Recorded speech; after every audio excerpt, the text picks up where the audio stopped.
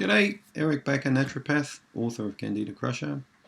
I'm here to talk to you today about a second Candida crushing food called oregano or oregano.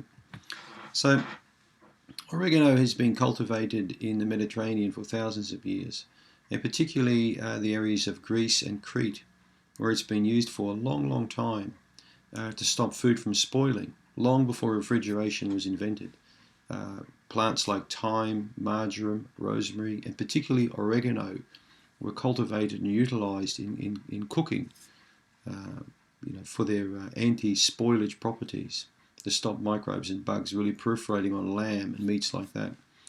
And, when you think about it, people often say to me, but Eric, you're wrong, because these foods were used to flavor cooking, and that's not true. They realize that when these plants are incorporated into cooking, and particularly mixed with meats, that the meats would not spoil as easily. And today we know through research, in particular, that oregano is amazing.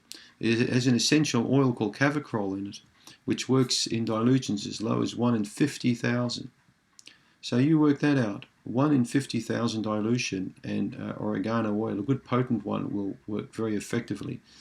So the best oregano oil products come from the highest regions in the Mediterranean, with the cleanest air, the least pollution, and these particular type of plants grow about 20 inches tall. They've got these lovely purpley sort of blue flowers, oval shaped dark leaf, and the leaves are picked just on perfection with the highest oil concentration. So they know exactly when this is, and I use several different types of oregano products, but I would not be without it. Oregano is one of my favorites along with garlic, so I encourage you to grow oregano in summer if you have a yeast infection, and pick it particularly in the hottest parts of summer, usually just after the sun's come up and the dew's set. It's a good time to grow or pick oregano, pull it off, and then I usually crush it up with my hands, and you can smell the oil. And what you can do is use it as a marinade for lamb or beef or chicken or some food. A clever thing to do also is to crush a lot of the oregano tips up and then stuff that in a jar and fill it with garlic and olive oil. Isn't that a smart idea? And by doing so, you're going to infuse all these oils in, all these essential oils in, to the olive oil, which again you can drizzle on your salad or use in cooking or marinades. Greeks have done this for a long time, and you can do the same thing.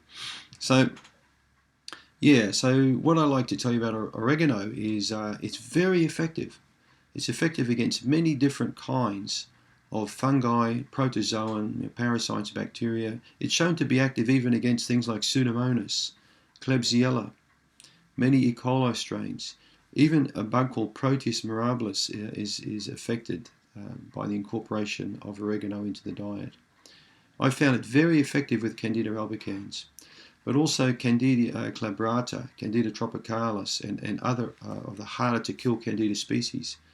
So, there are many different brands of oregano available. Here's one, for example, quite a high-grade oregano. But watch this space, because I'm currently working in collaboration with a person on making some very nice oregano products, which I'll roll out in time.